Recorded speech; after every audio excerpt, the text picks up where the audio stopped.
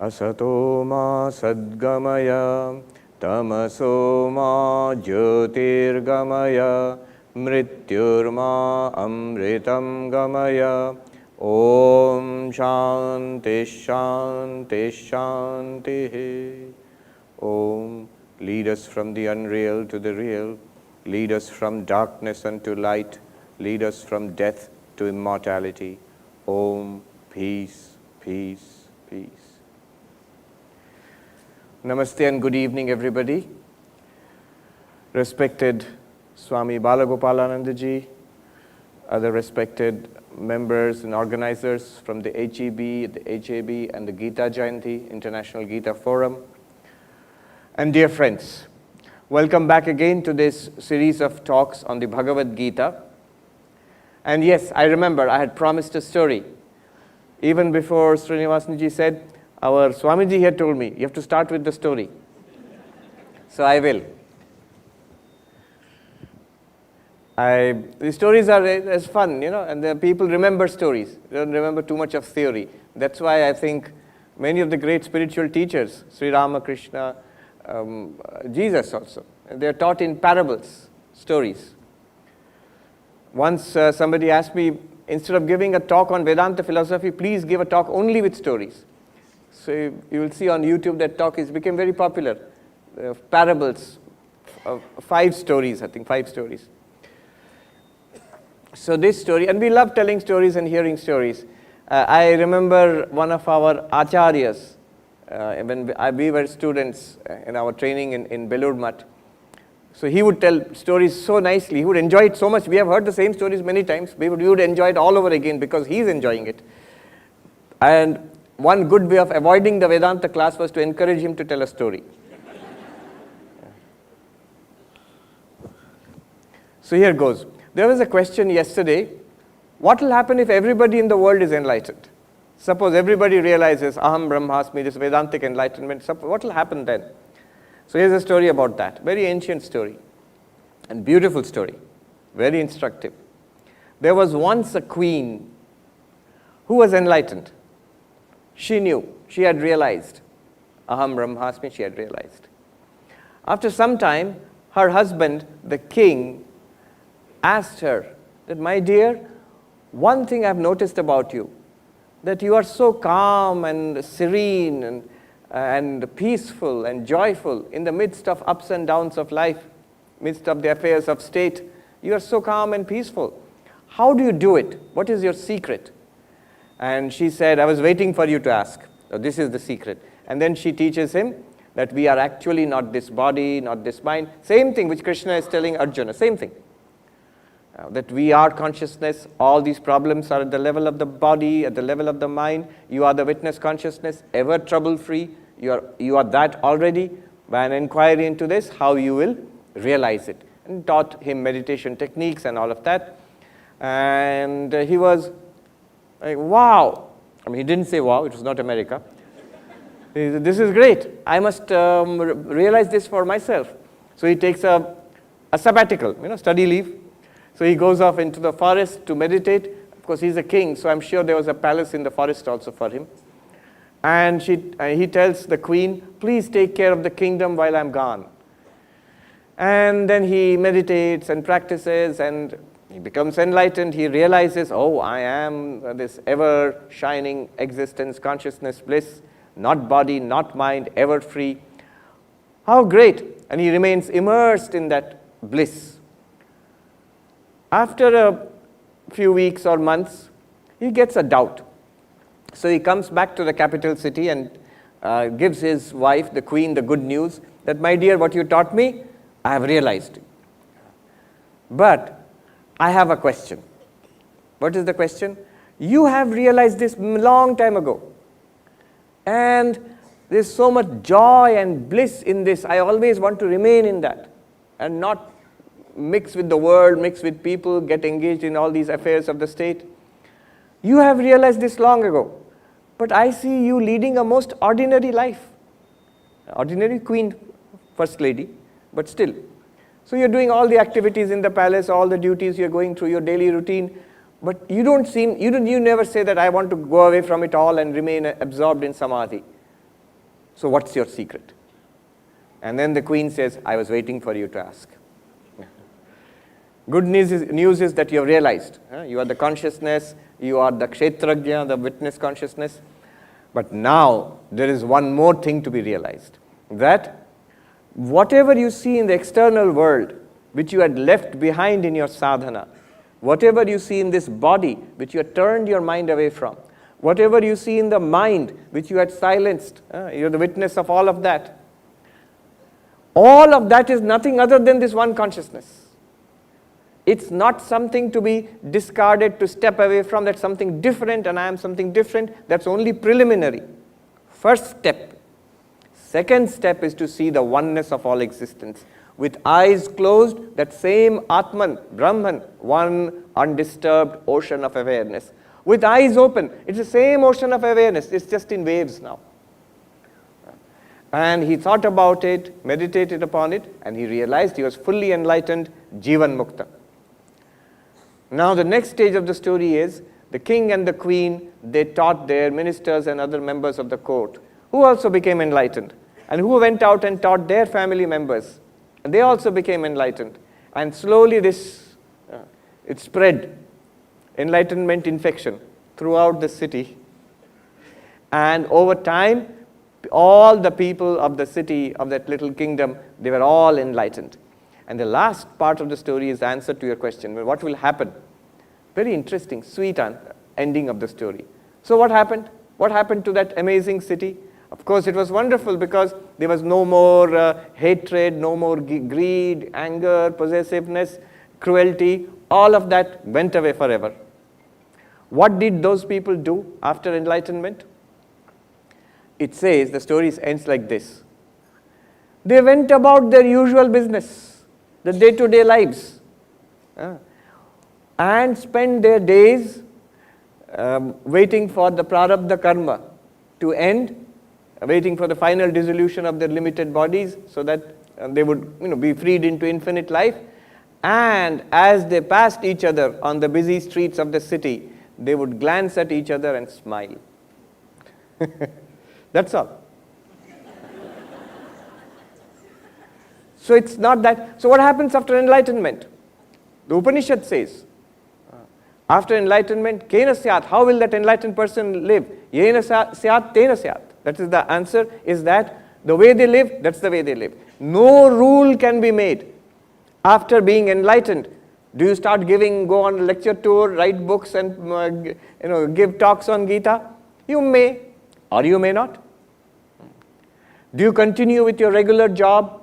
You may, but there's no rule that you have to. Or will they still be in the family, or will they set out, now I'm enlightened, I'm off, I'm going to put on a orange robe and walk off. An orange robe and this gerua is, in India people understand the meaning. I'll just add this.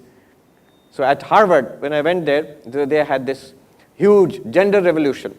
So first thing they will teach you is preferred pronouns. He series, he, him, his. She series, she, her, hers. They series, they, them, theirs. Z series, Z, them, zer. And they will give you buttons. You can put on the buttons, which gender you are. So they will see that and call you by that gender. And there's a blank button. You can put your own gender also. I collected all the buttons. So they thought I must be at the cutting edge of the gender revolution. Especially with this dress.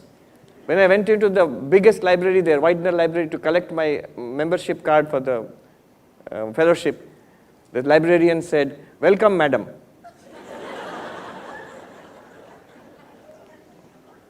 So will you put on a gerua and go out and I'm sannyasi now because I'm enlightened? There's a very nice story about, you heard of Nisargadatta Maharaj? I am that book. So it is said, when he attained enlightenment, when he realized, Aham Brahmasmi. How he realized also very interesting. What listening to? Somebody asked him, how did you become enlightened? His simple thing, my guru told me that I am Brahman. Okay? Step 1. Step 2, I believed him. Step 3, and lived accordingly. My guru told me, you are Brahman. I believed him, and I lived accordingly. That's how I became enlightened. Ashtavakra says, that Shraddhasva tata Shraddhasva matra moham kurushva bho. All philosophy, Gita, Upanishad, you set it aside. You just have this little bit of faith. You believe so many things in life. You believe advertisers. You believe so many things in life. Just believe this one thing I'm telling you, my child, that you are Brahman. Just believe this. Shraddhasva tata Shraddhasva. Just have Shraddha on this right now, what I'm telling you. Just take it for granted I'm telling the truth. Forget logic, philosophy. If you can do all that, very good. If you cannot do all that, just at this moment, take it on faith. Do not be deluded on this point. You will be enlightened. It's our real nature. Just certain amount of conviction, stay with it, the breakthrough will come. Anyway, so he became enlightened. Then what did he do next? The next feeling, he was living on I thought he was living in this slum in Mumbai, but somebody corrected me, not in the slum exactly, on the edge of that, and still a horrible area, pretty bad area. And he had the beedi business. He said, what a nasty life this is. I have realized who I am. I am off to the Himalayas. And he started walking. Then he stopped. What am I doing? What is there in the Himalayas is also here, in that awful slum. And he came back, same house, same location, for the rest of his life. Same beedi business. Brahmagyani. Kena syat, how will he live? Yena syat. So, but that one distinguishing factor will be there, a little smile will be there.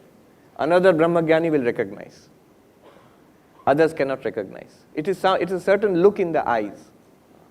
It's there. Even on internet you'll find some videos. For example, there was one, Ananda Mahima. He has passed away. She was in the north of India for a long time. I think up to 1970s, 80s she was there. In most of the videos or photographs, if you look at the eyes, it's a sign of somebody who is already centered in the truth. And so simple. There was the founder of the Self-Realization Fellowship, Paramahamsa Yogananda. So there's an interesting thing. He traveled from USA to meet Ananda Mahima, who was much younger at that time. And she would behave like a little girl. So when he came to meet her, she ran to him and saying that, Father, where were you? Baba, where were you so long? I waited for you. He was a little taken aback. So he said, tell me something about yourself, mother. And she said, there's nothing much to say.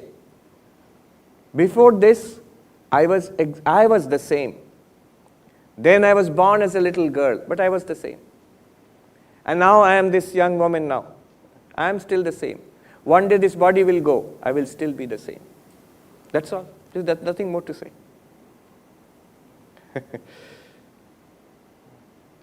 So how will the enlightened person live? What will happen if everybody becomes enlightened? That's what will happen. We had one great Swami Jagadanandaji. He was a disciple of Ma Sharda, and in his own lifetime, many people thought of him as being enlightened, Brahmagyani. Now the story is, he was in our ashram in Dehradun. This ashram, it's a place called Kishanpur, just on the outskirts of, now it's no longer, I hear it's no longer the outskirts, it's well inside Dehradun now. So there, he was there long ago. One day, early in the morning, a young monk, a brahmachari, who was a novice, saw this venerable old Swami, which people regarded him as a Brahmagyani. He is out collecting flowers from the garden for the daily worship in the temple. So he was a little taken aback. Maharaj, you are also collecting flowers from the garden, picking flowers for the worship. See, the idea is, you are such a great Vedantin. He has translated many Vedanta texts and all. Many people regard you as enlightened. So the idea is that you must be doing something extraordinary, advanced spiritual stuff. Maybe you'll be in Samadhi, maybe giving Vedanta talks, something like that, or writing books or whatever. This picking flowers for the temple is for beginners like me. So that was all the idea he had in his mind. Look at the answer. Maharaj, even now you are doing this, picking flowers for the worship. So it seems he was very tall and he had a very sweet smile. Somebody who has seen him told me. He turned around and looked down at the brahmachari and smiled, that sweet smile, and he said, in original Bengali, but English would be, then you tell me what should I do. In Bengali, tahale tumi bolo ami ki kori, which means, what is it that you think is the natural outcome of Brahmagyana? It could be anything. So this is what will happen if we are enlightened. Now, yesterday we saw that Sri Krishna tells Arjuna the essence of the Advaitic teaching, that you are Brahman. And how do you realize that? The first thing is to see that you are not this body. The body is there. Nobody is denying it. Body is there. You are not even the mind. You are not even this person you think you are. Are we supposed to take it on faith? Believe you just because you are saying this wild, crazy thing? No, you can see for yourself. And we saw the arguments. Sri Krishna introduces the arguments. Idam shariram kaunteya. Whatever you can say, idam, this body, this is an object to whom? To you, the consciousness. Can you say, this mind, this thought? Yes, of course, why not? This thought is disturbing me. This means it's an object to you, the consciousness. Memories, thoughts, desires, our entire personality, this. Therefore, it's an object to you, the consciousness. Why am I calling you the consciousness? Because you are having experiences. Clearly, you must be conscious. You exist, one. Surely, you cannot deny that you exist. Two, this existence must be in some sense aware. So it's an aware existence, but totally non-objective. Everything else is an object to it. It is not an object to anything. Everything is known by it or experienced by it. It is not known or experienced by anybody. There's a beautiful hymn, as if to God, to Sri Ramakrishna. And the hymn, we chant it in our temples. Yo veti sarvam nachayasya veta. Who knows all, whom nobody knows. But who is that? Are we talking about God? We're talking about you. So this is Kshetrajna, the knower of the field. Body, mind, all are field. Now, at this point, we should experience a great relief. Body will continue, life will continue, mind will be exactly the same. But I am free of it. I always was free of it. I am not trapped in the prison of body-mind. Take a deep breath. Congratulations, you're free. Body and mind and life, everything will continue as it is. But you are free of it. You are not limited by it. I love this saying. I don't know who said it. Whatever lies behind you in your life, whatever is behind you, and whatever is yet in front of you, is as nothing compared to what is within you. Whatever is in our past, we are filled with either with pride or remorse or frustration in our past. And whatever is in future, we are filled with anticipation or anxiety or fear or expectation, future. But it is all very tiny, very paltry, very insignificant compared to the glory that is within you. Within you means your real nature. That's what's most important. Once you know what you are, whatever was in the past, you are fine with it. Whatever can happen in the future, you have no problem with it. What a beautiful thing to have. After that, you can live your life. I live like a king. Swami Vivekananda, when he went to the United States, he met a very famous person there who was known as the great atheist. The great atheist. What was his name? I forget. Can you Google him? The great atheist? Ingersoll, Robert Ingersoll. In fact, Yale University recently published a book about him called The Great Atheist. The Great Agnostic. So he met Vivekananda and he said, I don't believe in all this religion, spirituality. I believe only in this life. I believe in squeezing the orange dry, getting every last drop of it. Vivekananda said, I agree with you also.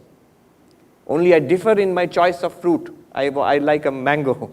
But he said, I I know that I cannot die, therefore I am not in a hurry. I enjoy every moment of this life. Learn from me how to live life from this perspective and get 10,000-fold more from the orange of your life. He says, get every last drop. So this is the beauty of living life like that, realizing I am this immortal witness consciousness. And Sri Krishna goes further. He says, funny story. I can't resist this. I had said this in Santa Barbara in California. And somebody there listened to this. And then when I went to the where we are dining for eating, there was a card that whatever is behind you and whatever is in front of you is as nothing compared to what is within you and what is inside the fridge. So we went and opened the fridge, so ice cream was kept there. Yeah. Sri Krishna goes further and he says that this consciousness, how many are there? There are thousands of people. Are there thousands of consciousnesses or one? And then Sri Krishna says, Idam kshetragyam chapi mam vidhi sarva kshetreshu bharata. In all bodies and minds, there is this consciousness. It's one consciousness, not many. Bodies are many, minds are many, sentient beings, jivas are many, but consciousness is one. And I am that one consciousness. So two things he has said here. That consciousness is one, a singular which has no plural. And the second thing is, that is the conception of God in Vedanta. That one consciousness identified with all bodies and minds. At this point, I did not go through the arguments, but quickly I can run through them. Here there is a huge schism in ancient Indian philosophy. So Sankhya, Yoga, Patanjali Yoga, they all will say many bodies and minds, many consciousnesses. Advaita says one. Prove it. Why do you think it's one consciousness? Bodies are many, minds are many, but this pure consciousness you're talking about, Kshetrajna, why is it one? Why not many? Advaita reverses this question and asks the Sankhyan, why do you think it's many? Why do you think it's many? Then Sankhyan says, look, many reasons. It's so obvious. If there are many bodies, there must be many minds and many consciousnesses. For example, if there is only one consciousness, then the birth of one would be the birth of all. The death of one would be the death of all. The Advaitin answers, that's an easy thing to answer, because birth and death are of the body, not of consciousness. Well, for example, if one person is awake, all will become awake if we are all one consciousness. If one person falls asleep, all will fall asleep. This will be a disastrous thing in a Vedanta class, because somebody or the other is sleeping all the time. So if one person is sleeping, all will fall asleep because consciousness is one, if you say that. But then the Advaitin replies, we reply, waking, dreaming, sleep, these are all functions of the mind. When we go through the Advaitic process of analysis, the same consciousness witnesses the waking mind, the dreaming mind, and the deep sleep mind. One mind is asleep, another mind is awake, another mind is daydreaming. Consciousness can be one. Then the Sankhyan says, no, if consciousness is one, then if one person becomes illumined, enlightened, all will become enlightened. That would be great, but it doesn't happen. So consciousness is not one. But then again, enlightenment is not in consciousness. Enlightenment, ignorance and enlightenment are in the mind. So knowledge is in the Guru's mind. Ignorance is in my mind. Knowledge in the Guru's mind will not illuminate my mind. I have to generate that knowledge in my mind. Then only it will remove ignorance in my mind. The rule is that where there is ignorance, there knowledge must arise. Then only knowledge will cut ignorance. There is knowledge in the Bhagavad Gita. There is ignorance in my mind. This will not remove that ignorance until the knowledge comes here. So it is in the mind. Even ignorance and enlightenment are in the mind. Atman, Brahman does not need enlightenment. So in this way, every argument of the Sankhyan is set aside, and the Advaitin establishes there is no reason to think consciousness is different. Typical question will be at this point, that if consciousness is the same, in that case, why can't I know the contents of somebody else's mind? If I have one consciousness, I know the contents of my mind. I am the witness, the mind is object, this is a field, I am the knower of the field, I know the contents of the field, but why don't I know the contents of all the other fields if you are one consciousness?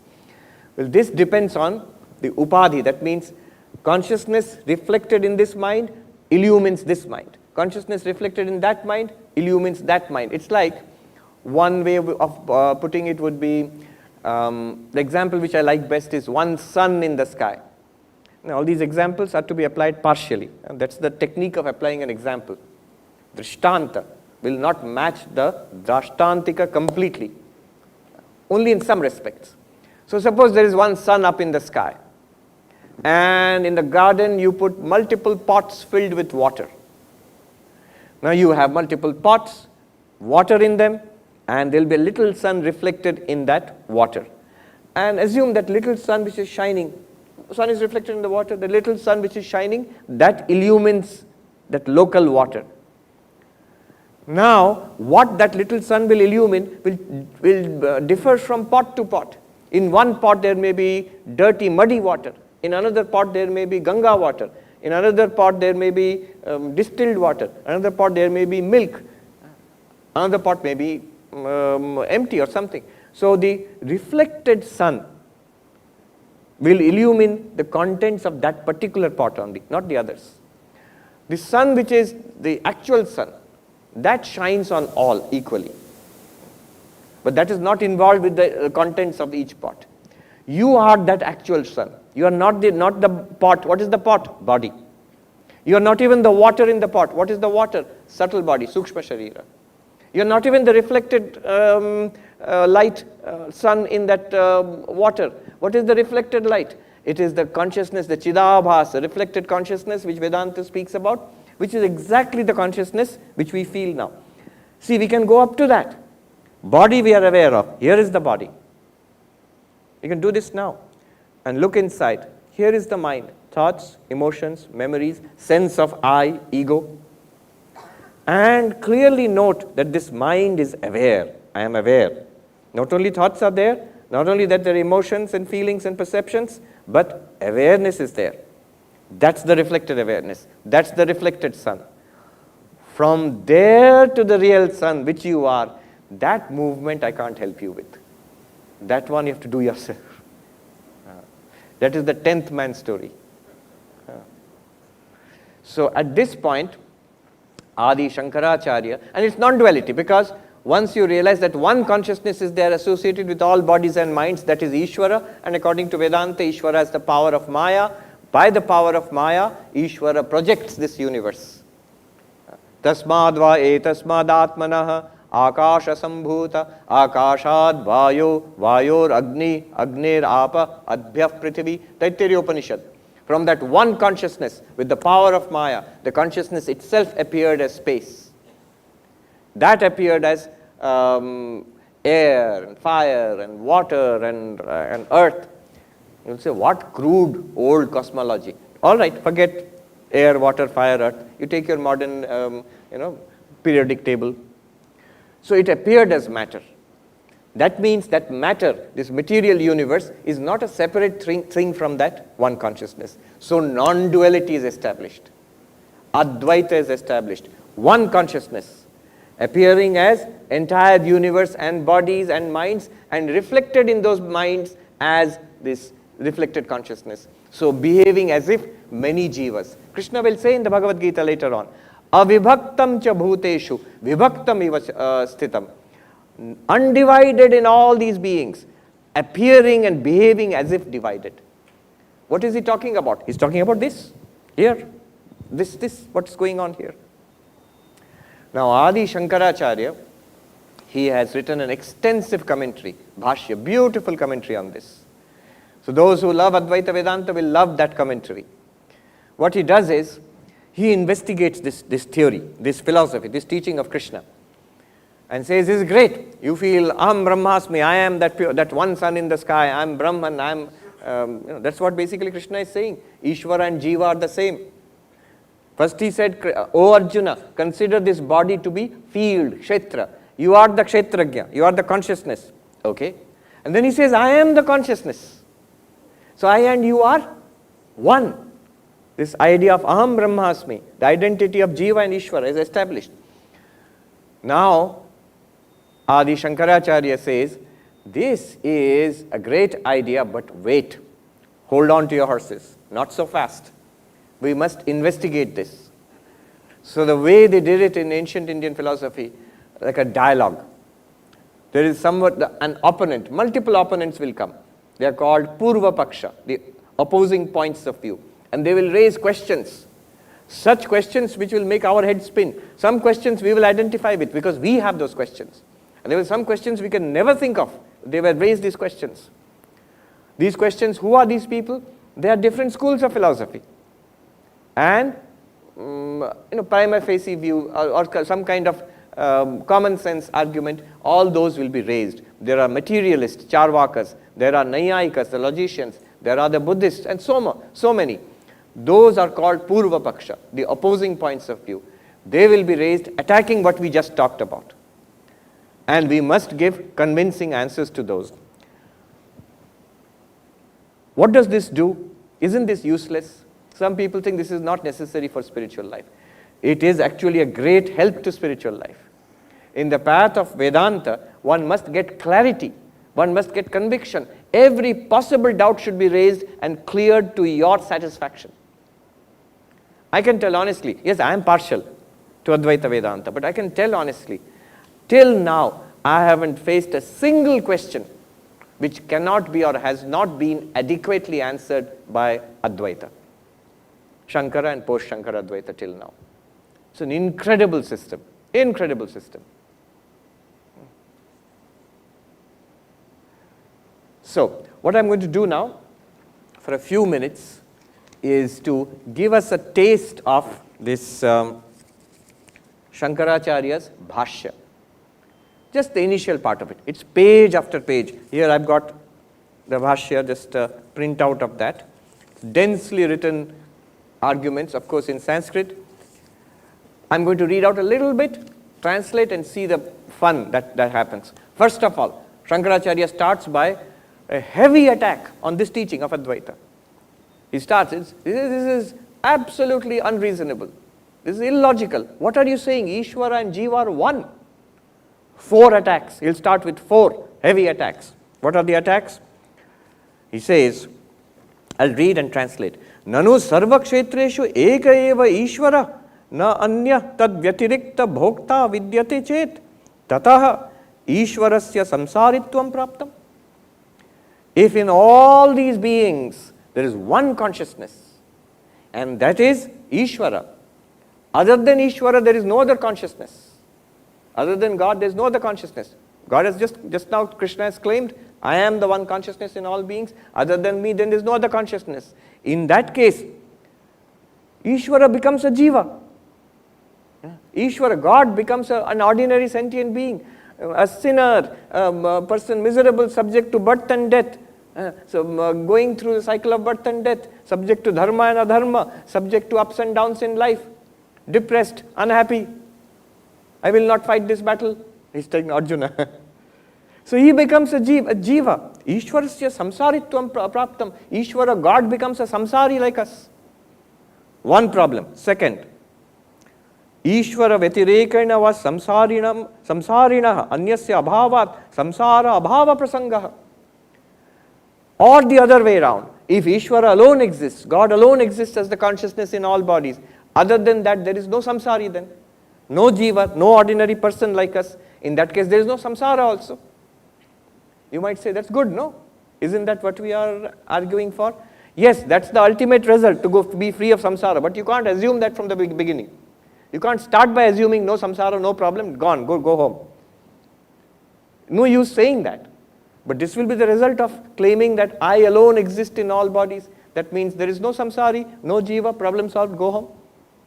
But I can see this samsara is there. How are you saying that God alone exists? We exist also. Tatcha ubhayam anishtam. It says both are not desired. First of all, God has become like a jiva. What good is such a God? Or the other way around, no jiva is there, no samsara is there. That does not help us. We are trapped. You can't start by denying the problem. All right. Funny story. I can't resist this in the middle of a serious discussion. And I'm saying this because I studied economics. It's a dig at economists. So once there was a plane crash, and some survivors, they came on an island, and among the survivors there was one architect, one engineer, one economist. Now they had only one can of beans, nothing else, no food. How to survive? There's no way of opening the can also. Then the engineer said, I will apply my knowledge, I will build a fire, put the can on top of the fire, the air inside will expand and it will burst and we can get the beans and eat it. Good. The architect said, it will get scattered, let me build an enclosure around it so that we can collect the beans when it bursts. The economist thought, I must make a contribution also. He thought.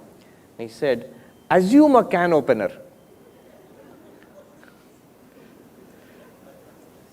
Those who have studied economics, they know. Assuming all other conditions remain the same. Those who have not studied economics will think, what's wrong? They will start by assuming something that's completely unreasonable. So assume that we have a can opener. Now open the can. But we don't have a can opener, that's the problem. So you're assuming samsara is not there. From the beginning, Ishvara is saying, I am the only reality. No problem then. This is the ubhayam anishtam, that's not helpful.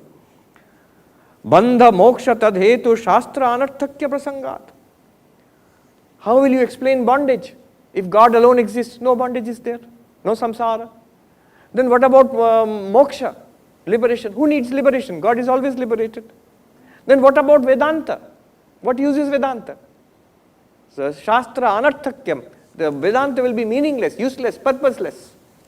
So these are all charges. This is not Shankaracharya's view, opponent's view. He is attacking his own philosophy. And then finally he says, Pratyakshadi pramana virodhacha. And most of all, I am seeing samsara.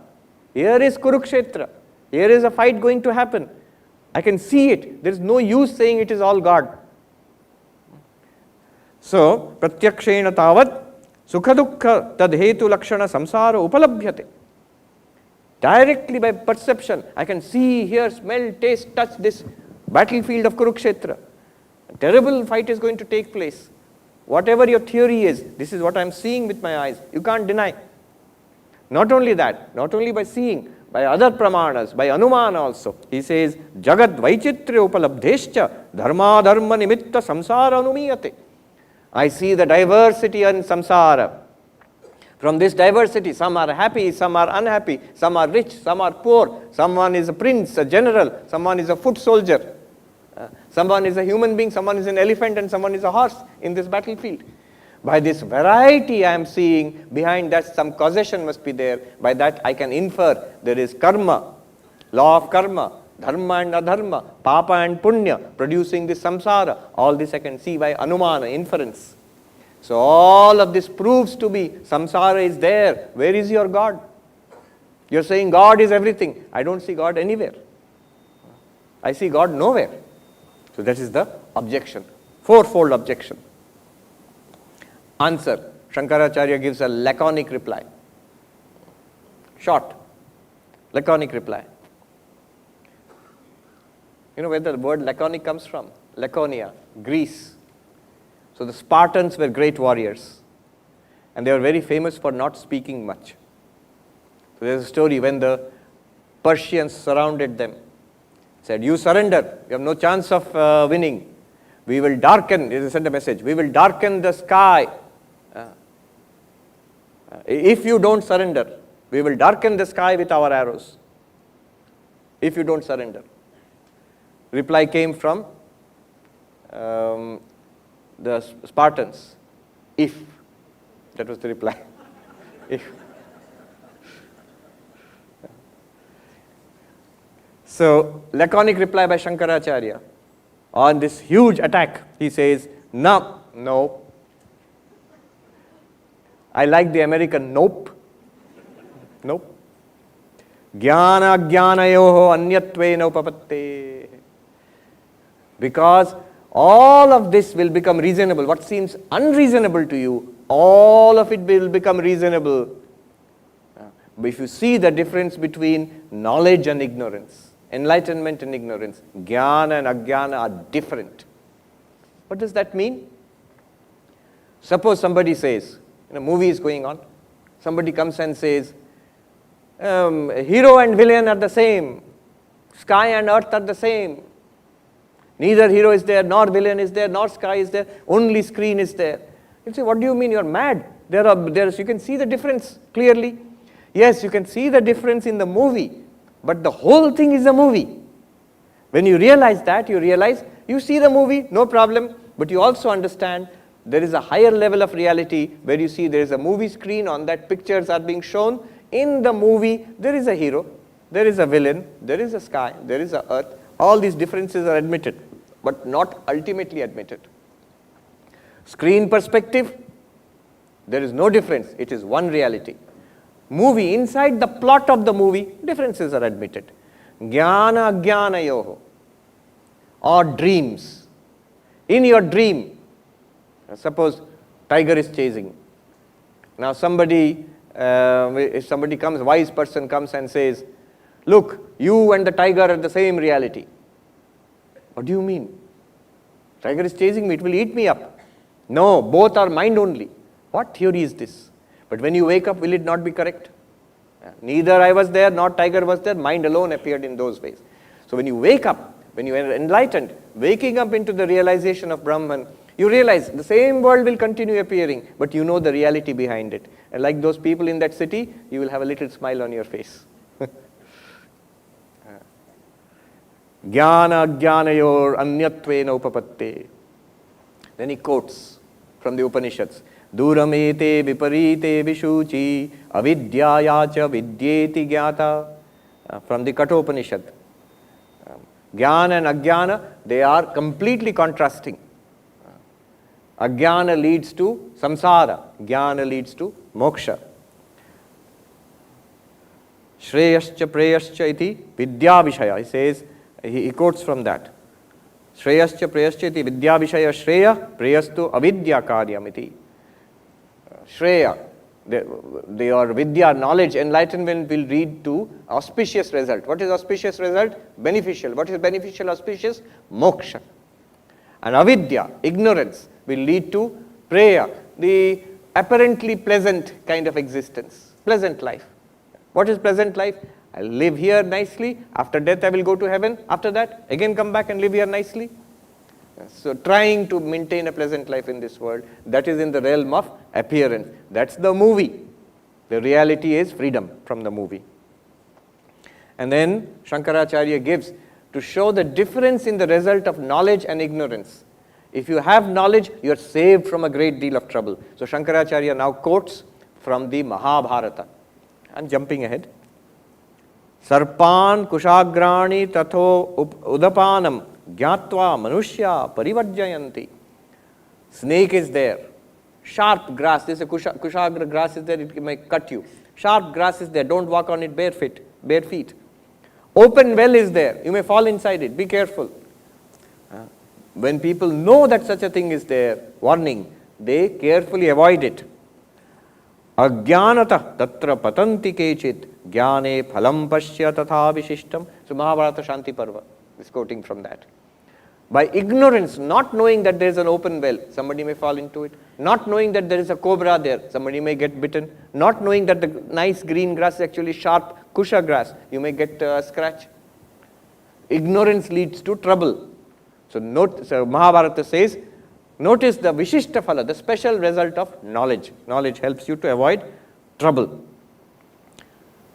And then Shankaracharya goes on. He says, so notice, what is the general structure of Janma, Mrityu, Moksha accepted in Hinduism? So he's talking here to a Nayayika. They are dualists.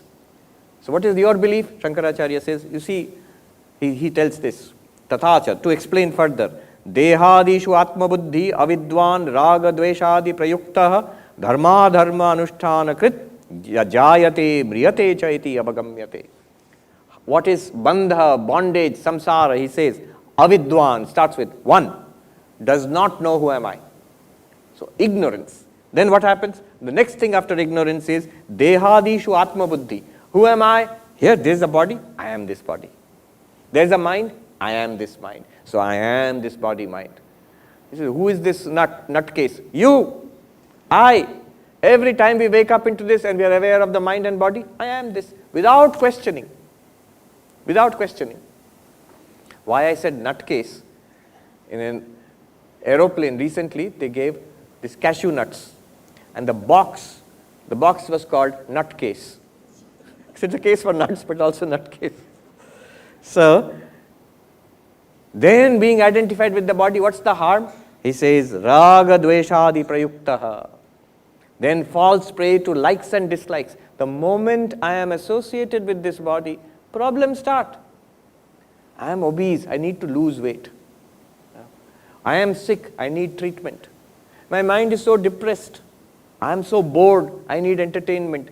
Bored, mind, not me, but I feel I am the mind, so I am bored. Obese, body, it has to be, we can take care of it, but I am obese. How can you, the consciousness, be obese? Body can be, and then you can take care of it, whatever has to be done. But I feel I am this.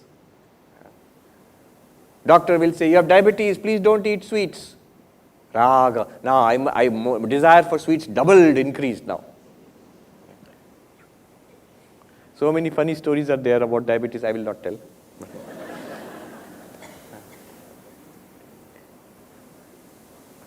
I can tell one.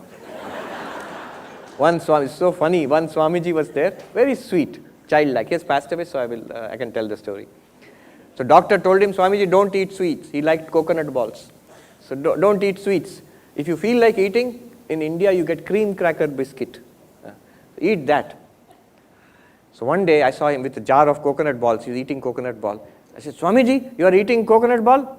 Hey, don't worry. After this I will eat a cream cracker biscuit. So, raga dveshadi prayukta. Likes and dislikes propel me. Even if I know it is not good, I can't help it anymore. It propelled. Raga dveshadi prayukta. When being propelled by my likes and dislikes, I go against my knowledge. I go against my better sense. And I do what? Dharma anushthanakrit. If my raga dvesha, likes and dislikes, are on the right path, I like doing the right thing, I like telling the truth, I am disciplined by my personality is disciplined, I like doing good to others, I will go ahead and do what is called dharma, moral life, ethical life. What's wrong with it? It will generate punya, good karma. What's wrong with it? It will generate future births where you will have to get the results of that punya. And if I am not disciplined, if I am not in control of myself, my likes and dislikes will push me into adharma. Adharma means immoral life. I know it is wrong, I can't help it. Duryodhana's famous reply to Krishna. Krishna said, somebody said, why did Krishna teach this Gita to Arjuna? He could have taught it to the villain, Duryodhana, transformed the villain, then no need for a war, everything would have been fine. Go and teach it to the bad guy. Why teach it to the good guy? Krishna tried. If you see the Mahabharata, Krishna tried. He tried very hard indeed. And when he told Duryodhana, what you are doing is wrong, it is adharma. This is dharma, this is adharma. Duryodhana's reply is it touches the heart. He's a villain, but he speaks from something which we all struggle with, showing that villain is within us. He says, Janami dharmam nachame pravritti, Janami adharmam nachame nivritti, Kenapi devena hridisthitena yatha niyojito asmi tatha karomi. He says, look Krishna, don't teach me what is right and wrong. I know what is right and wrong. I even know what I am doing is wrong. I even know that what is right, I am not doing it. Why not then? I know what is right. That's not my problem. My problem is I don't feel like doing it. I know what is wrong. It's not that I don't know. I know. But my problem is I can't stop myself from doing it. That's my problem. It's no use teaching me what is right and wrong. I already know it. Then why are you doing this? He says, there is something within me which is forcing me in this path. What can I do? So very touching. And it's a human condition. Now what is the difference? Slight difference only between Arjuna and Duryodhana. What makes Arjuna Arjuna and Duryodhana Duryodhana? Arjuna says almost the same thing in Bhagavad Gita.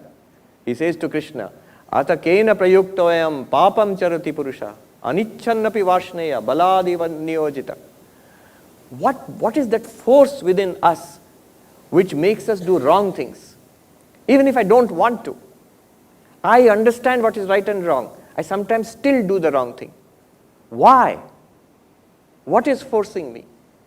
I want to know. I want to change. Please help me. This makes the difference between Arjuna and Duryodhana. Duryodhana never for once asked Krishna for advice. I am like this, I am fine. I don't care to know your Gita and all that. Arjuna said, I am not fine. I am in trouble. Please help me. That please help me, I am willing to change. Then only all philosophy, Vedanta, positive psychology, all the therapists know. The first thing is the client must be willing to come to the therapist. Otherwise, therapist cannot help. I'll tell you a very, very rural, Indian rural example. One sadhu in Uttarakhand told me. He said, I'll tell you in Hindi and translate. Very dehati, rural kind of Hindi. He said, हमारे गांव में सब लोग जानते हैं. In our village, everybody knows. Farmers, calf, newborn calf. कौन बचेगा, कौन नहीं बचेगा. Which one will survive, which one will not survive.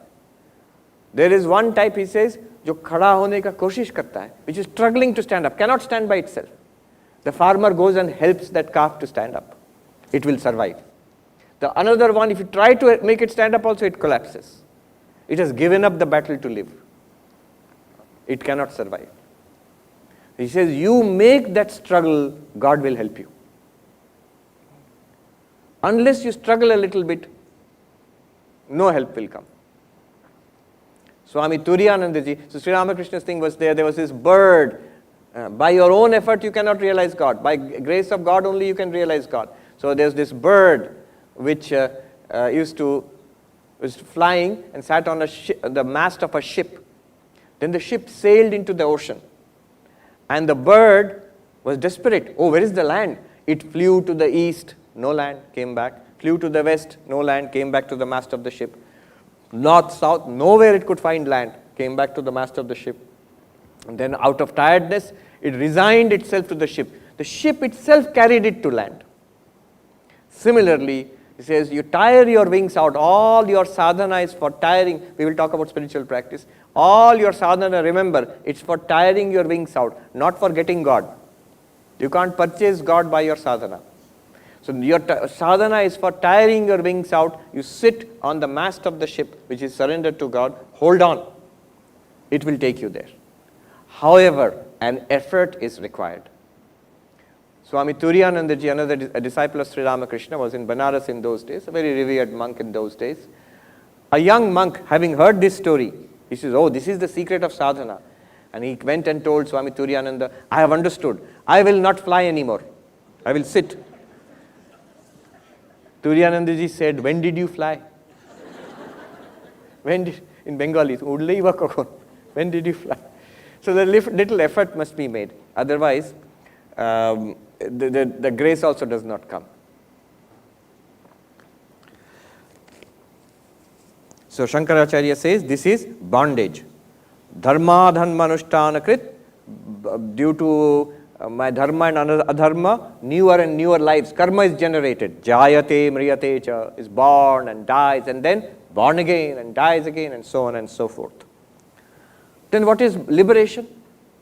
The standard model of liberation in Nyaya, many Hindu philosophies. Dehadi vetirikta atmadarshinaha raga dveshadi prahana apeksha dharma dharma pravritti upashamat muchyante iti na kenachit pratyakyatum shakyam nyayataha. He says, the one who sees, I am not body, not mind. Body, mind is kshetra, field. I am the kshetragya, consciousness, witness of the field. That one, what happens then? Raga, dveshadi, prahana, apeksha. Is able to transcend, is able to eradicate, is able to rise above these pulls of likes and dislikes, which Duryodhana had a problem with. If I am not the body, not the mind, then the urges in the body and mind are not my urges. It gives you a little gap, a psychological gap to deal with it. As long as it is mine, I can't deal with it. One Swami, I will not take his name, very advanced spiritual practitioner. He once, in talk, he said how he overcame, anger, lust, greed. He was telling me and one more Swami. The way he told it, I immediately caught on. I said, Maharaj, tell me the truth. You have known yourself as the Atman, not body, not mind. I pressed him on it. He agreed. He said, yes, I have seen that I am the Atman, not body, not mind. Lust, greed, anger are in the mind. And they are objects. Now you can deal with them. If I am mixed up with it, what will happen is, if I am the mind, and in the mind there is lust, there is greed, there is anger, then what happens? I feel the greed, it is mine. This anger is mine. I am angry, it becomes. Then it's very difficult I am angry and I don't want to be angry. You get pulled like this. But anger is there, kshetra, object, like an object there. I can deal with it. Still effort is required, but I can deal with it. I am free of it. From that position, I can deal with the problems in the mind. So he says, Raga, Dveshadi, Prahana, Apeksha. Gives up Raga and Dvesha, clears it up. Then Dharma, Dharma, Pravritti, Upashama. This pursuing Dharma and Adharma, this ceases. New karma is not generated. And old karma is exhausted. And he attains Muchyate, Muchyante. Such people are freed. Whose theory? Not Shankara's theory. This is the traditional dualistic theory of bondage and liberation. That's why he says, Na kenachit pratyakyatum shakyam. Nobody can deny this. You all accept it. Those his opponents is talking to. Only materialists will not accept this. But the dualists all accept this. Then he goes on, Tatra evam sati kshetrajnasya ishwarasya eva satah avidyakrita upadi bhedata samsaritvam iva bhavati yatha dehadhyatmatvam atmanah. Then he makes an interesting point. He says, you dualists, the Nyaya school for example, what they think is, actually I am not the body. Body is born, body will die, I am the Jivatma. I will go on to other bodies and minds. But I am identified with the mind. It is I am connected to it. So, depression, anger, desire, those are indistinguishably connected to me. But body is not connected to me.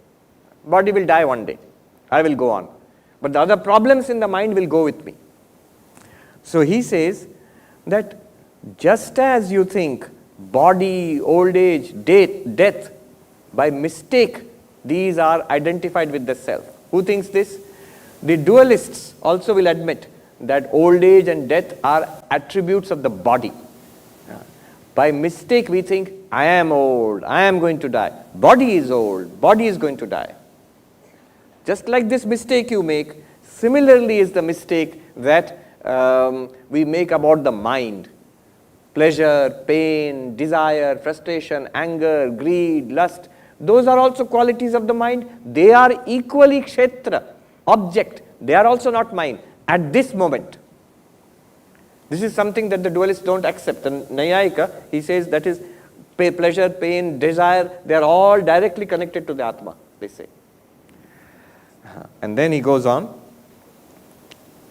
to explain. Sarva jantunam hi prasiddha dehadishu anatmasu atmabhava nischita avidyakritaha yatha sthano purusha nischayah nacha etavata purusha dharma sthano bhavati sthanu dharmo va purushasya tatha na chaitanya dharmo dehasya deha dharmo va chetanasya sukha dukkha mohatmakattvadihi atmana na yukta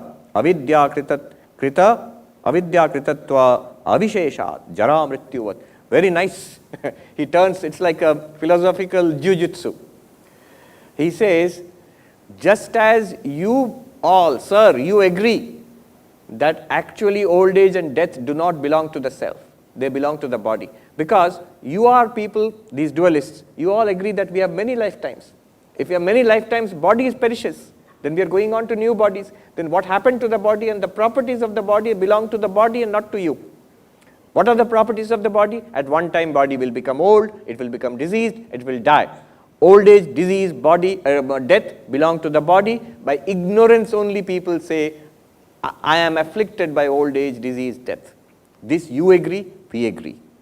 Exactly like that, the characteristics of the mind, shoka, misery, delusion, moha, anger, greed, lust, these characteristics of the mind, they are not yours.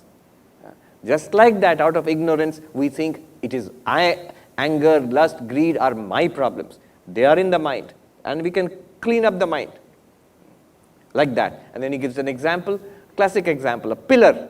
Somebody looking at a pillar in a distance thinks that may be a man. You can think of a dried tree stump.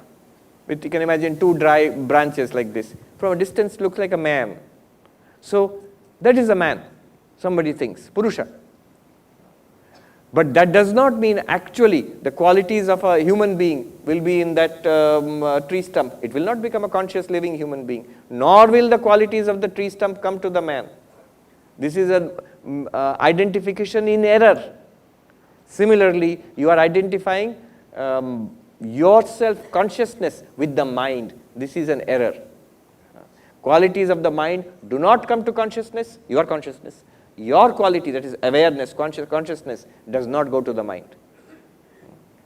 Mind is not conscious, not the self. It's not you, not aware.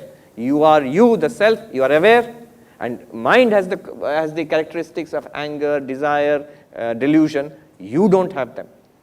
This distinction he makes. And he uses the argument of the dualist.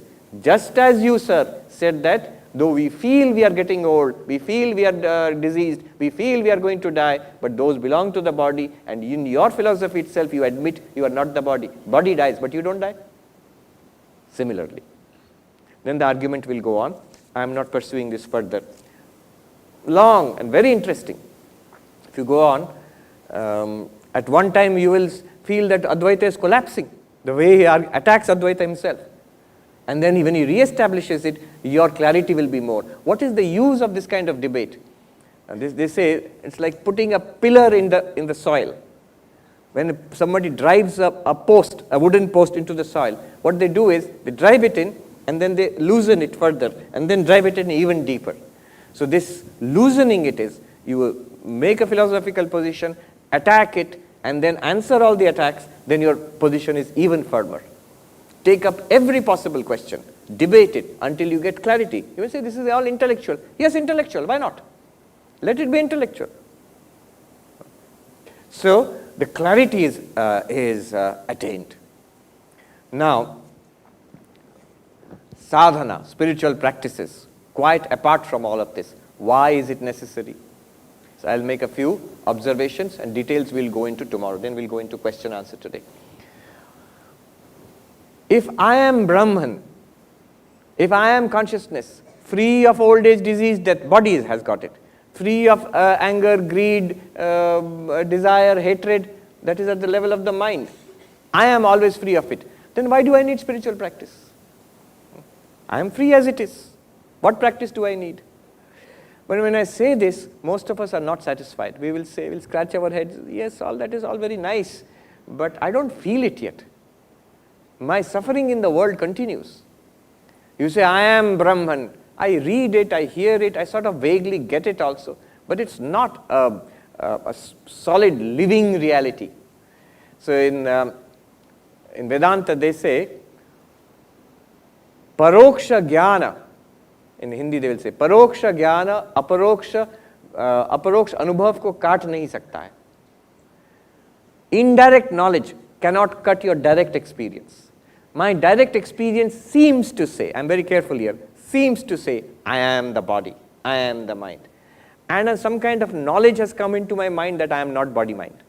That is not enough to cut my direct experience. Direct experience can be cut only by direct experience. Now, how to make that knowledge direct experience, or to see that it is actually already a direct experience, that is the need for sadhana. I am Brahman. I'm being told I am Brahman. Now my problem is, I don't know that. I don't realize it. I don't feel that. So this I don't know that, I don't realize it, I don't feel that, this is called ajnana, ignorance. What is the problem? Ignorance. One might ask, I am Brahman, how can I be ignorant? And the sun, how can there be a shadow in the sun, darkness in the sun? So if you read Vedanta after some time, this question will be bound to come. Whose is ignorance? Because body and mind are field, objects. They don't have ignorance. I, the consciousness, Brahman, I cannot have ignorance. Whose is ignorance? Shankaracharya answers it humorously. In this commentary itself it will come. Somebody will ask, wait a minute, I'm beginning to understand this. Then you are saying, I am ignorant, I need knowledge. But who has got ignorance? I am Brahman after all. Then Shankaracharya says, then why are you asking? So I am asking because I don't know. You don't know, that is ignorance. As long as I honestly state that I read all these things, I listen to it, I agree with it also, I like this idea, but it's not a living reality for me, then I have got ignorance. Problem, ignorance. Solution, knowledge. For any ignorance, solution is knowledge. Now this knowledge, the two principles of knowledge removing ignorance, two principles. Vishaya and Ashraya must be same. It's a fancy way of saying what you are ignorant about. For that you must get knowledge. If I am ignorant about Sanskrit and I go and attend a class in English, it will not remove my ignorance of Sanskrit. If I am ignorant about myself, then the knowledge also must be about myself. Second, Ashraya. Where the ignorance is, there the knowledge must come. I have ignorance here. My professor has knowledge. It will not help me. The knowledge must come in my mind. So, ignorance and knowledge must have the same locus and object. This is a philosophical way of saying something very common sense. So, I need knowledge. What will be the method? Solution, knowledge. What will be the method? Jnana yoga. Shravana, manana, nididhyasana. Come to the texts, study it, listen to it from a teacher, and then think well about it and meditate upon it. You will get the knowledge. That knowledge will remove ignorance and problem solved. Say, Swamiji, you are not the first speaker on Vedanta. We have been hearing this, and some of us are here so senior, we have been hearing this before you were born also. So Shravana, Manana, Nididhyasana is going on. No knowledge. Nothing is coming. Then, what is the problem? In one place, when Sri Ramakrishna is teaching, at that time he is keeping quiet, some people are discussing Vedanta, that you are Brahman. Sri Ramakrishna listens attentively. Then he just makes one comment. In Bengali he says, Kothagulo to bhalo, dharana hawa chai. These words are very good, but you must assimilate them. What you are discussing here is really good, but you must assimilate it. You must see it must become a living fact. Just like food is assimilated. Otherwise, poor digestion, indigestion. Food is assimilated. Similarly, this knowledge must be assimilated. So assimilation is not happening. Why not?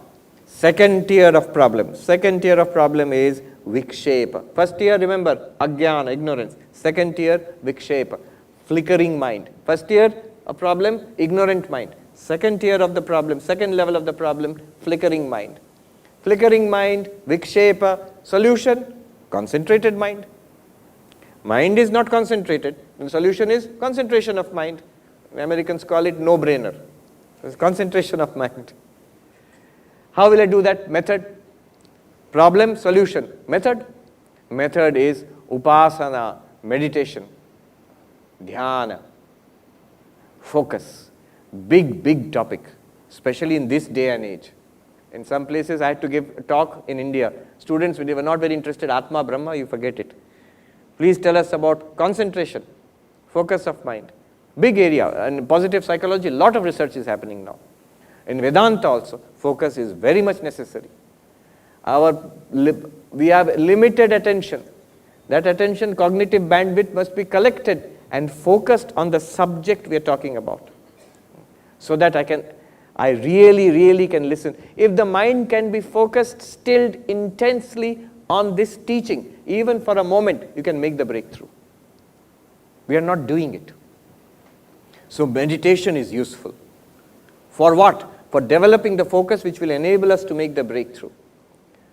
For that, whole host of techniques. Best technique, Patanjali Yoga, oldest manual of meditation. And then so many techniques of meditation are there. All for developing focus, which will help us to assimilate this truth.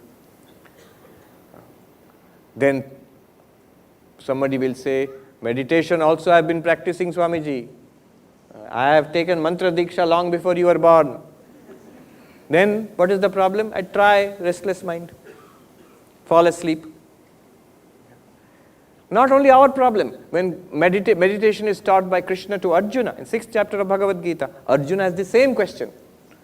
He's quite forthright. He says, "Oh Krishna, what this meditation, the yoga of meditation you have taught me, I must say it's perfectly useless." Why is it useless? He says, because my mind is restless. You're telling me to focus in this way. Mind is restless. It cannot be focused. It's like Vayuriva Sudushkaram. It's like trying to control the wind. Control the air in this room. How will you control it? Krishna says, Krishna agrees. It's very difficult. But he says, Abhyasaina tu kaunteya, vairagyena cha grihate. And he gives two strong practices. Dispassion and systematic practice. There's a huge amount of psychology involved right now. Some of the latest findings in positive psychology, they back this up totally.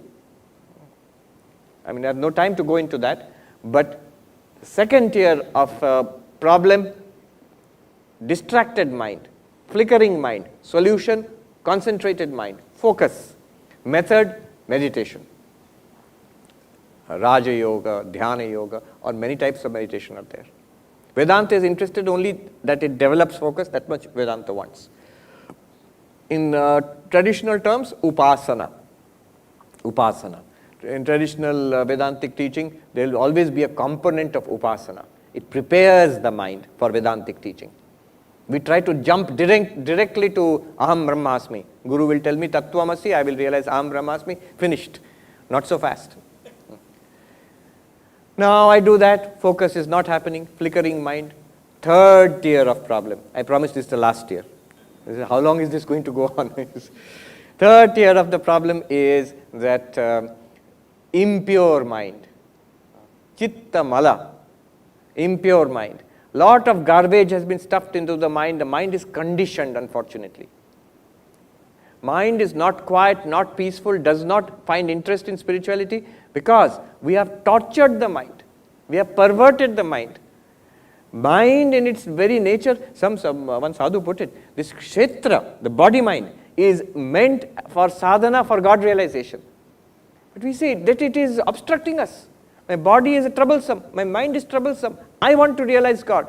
But you have damaged the body mind. You have twisted it in such a way that it is now flowing towards the world. So this garbage we have dumped into the mind. If you go into this dumpster, here you don't have dumpster, it's a very clean city. New York is not so clean. So the dumpster is there.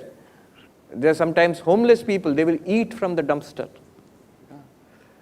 Now, we will never do that because we know it immediately stomach will be upset, we'll get sick. But we do that as we treat the mind like a dumpster. Whatever is coming to us on all kinds of sources, we dump it into the mind. No wonder the mind is sick. So chitta, mala, impurity of the mind. Solution, purity of the mind, no-brainer. Chitta shuddhi. And powerful method of purification of mind is karma yoga. It's selfless work. Because the greatest source of impurity is selfishness. I will do everything for this body mind. This is the greatest identification with kshetra. This is what ties the kshetragya with the kshetra. This selfishness. This I am, this body mind, or those who are related to this body mind. My son, daughter, my own relatives, that much only. I, me, mine. You expand beyond that. Selfless work. That's why volunteer work, selfless work, karma yoga, very great purifier. Now you have the structure of sadhana. What is the structure of sadhana? By karma yoga, purify the mind, it will remove the impurities. With the purified mind, meditation will immediately lead to concentration. The flickering mind problem will cease. Pure mind gets focused very fast. With the pure and focused mind, these Vedantic teachings will click just like that. And knowledge will arise, oh, this is it, aham brahmasmi, and remove the ignorance that I am body-mind, free, which you always were. Not that you become Brahman then, you realize what was always existing. Vedanta always says, praptasya prapti, nivrittasya nivritti. Somebody says, management consultant, what do? They will look at your watch and tell you the time from your watch. Vedanta is like that. Vedanta, what will it give you? What you already have, it will give you. You are Brahman already. It will show you that you are Brahman. What will it remove from? What problem will it solve? That problem which was never there at all. What was the problem? Samsara. Never there. Nivrittasya nivritti. Praptasya prapti. Vedanta does that. This magic trick. So remember this triangle, this kind of, not triangle, this matrix, 3x3 matrix. If you keep it in your mind, problem, solution, method. Problem is impurity of mind, solution is purity of mind, method is karma yoga. Problem is distracted mind, method is, the solution is concentrated mind, method is meditation. Whatever tradition you have. Problem is ignorance, solution is knowledge, method is jnana yoga. You say, you have not mentioned bhakti, Swamiji? Bhakti is something that is useful at all three levels. At all three levels. It purifies the mind, it concentrates the mind, and by grace of God, you can get that knowledge also. At all three levels, by Ishvara Kripa, all of this will work. Ramanujacharya makes a good point here. He says, this, you Advaitins, when you talk about stilling the mind, realizing I am Brahman, control of the senses, so your enlightenment depends upon your control of the senses. Without that, no karma yoga is possible. Without that, no meditation is possible. And ultimately, no jnana is also possible. So your enlightenment depends upon control of the senses. But you are saying control of the senses requires you to see I am the Atma. Like that Swami said, I realized I am the Atma. That therefore I was able to overcome lust, greed, anger. Well, Sri Ramanuja points out, this is a vicious circle you have set up. Upon enlightenment depends upon your controlling the mind. And controlling the mind depends upon enlightenment. In this way, he says, at no point will you reach enlightenment. Then what to do? When he says controlling the mind is first, bhakti makes it much easier. Bhakti makes it much easier because the mind flows to what it loves. So set up God as the object of your love. Introduce bhakti into your practice will be much faster. So this is the scheme of sadhana. What Sri Krishna says about it, detailed instructions he will give. Tomorrow we will go into that practicalities. One sadhu said, आप बहुत बड़ी-बड़ी बातें करते हैं Mahatma ji. You talk about too many big things. कभी छोटी चीजों पर भी ध्यान दीजिए. Sometimes pay attention to the details. So the details we will see tomorrow.